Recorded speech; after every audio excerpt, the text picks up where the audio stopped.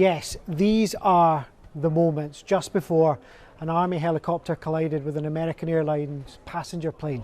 This is a live feed from the Kennedy Center and it shows the skyline of Washington, D.C. Now here you can see the passenger plane finishing a 2-hour flight from Kansas. On board 60 people, including figure skaters returning from a competition. And here you can see the helicopter. You can see in that video that we just showed you, both aircraft were moving closer together over the span of about a minute.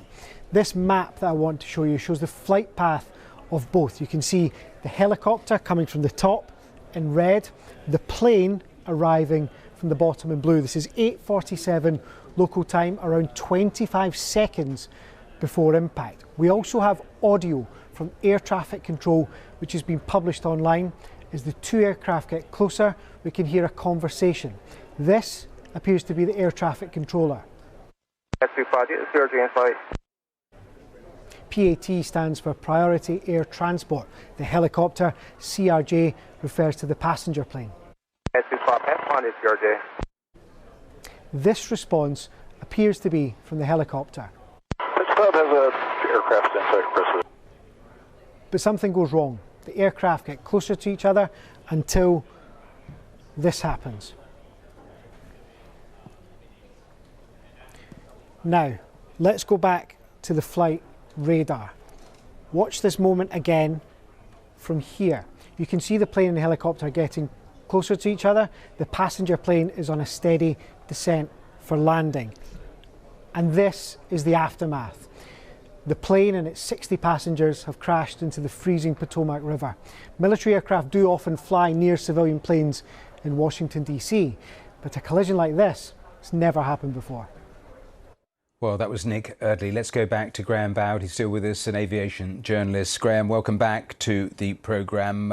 Let's talk about communication systems and also the collision avoidance systems that passenger jets have on board. Tell me more about that. And does a passenger jet and a military helicopter use the same communication systems? Well, as far as communication systems go, they would certainly be on the same frequency because they were in the same airspace. This means that the controller that was talking to the passenger jet and the pilots of the helicopter were all on the same frequency, if you like. The controller could speak to either of them, and they should have been able to hear what each other was doing. But I think what you were talking about is the collision avoidance equipment that they have. There's a system called TCAS. It stands for Traffic Collision Avoidance System. And this is something that works independently of air traffic control.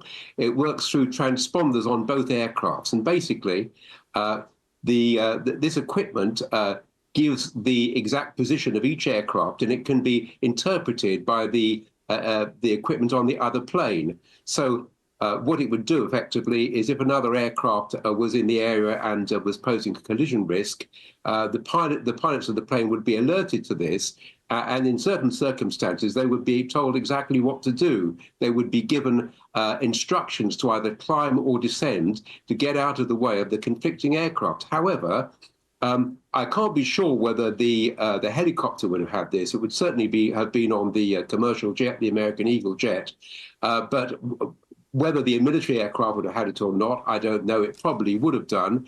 But what I would add is that this equipment is not effective at very low level. I believe that any aircraft below 380 feet does not show up on TCAS. So that could be a factor here. And Graham, I mean, the safety record for aviation in the US is really good over the last 15, 16 years. In terms of obviously trying to work out how exactly this has happened, the two black boxes are obviously on the passenger plane. Do military helicopters also have black boxes like that are retrieved after an incident like this? Absolutely. This aircraft would certainly have had similar equipment, not exactly the same as the CRJ, but it would have had a flight data recorder and a black box, a cockpit voice recorder as well.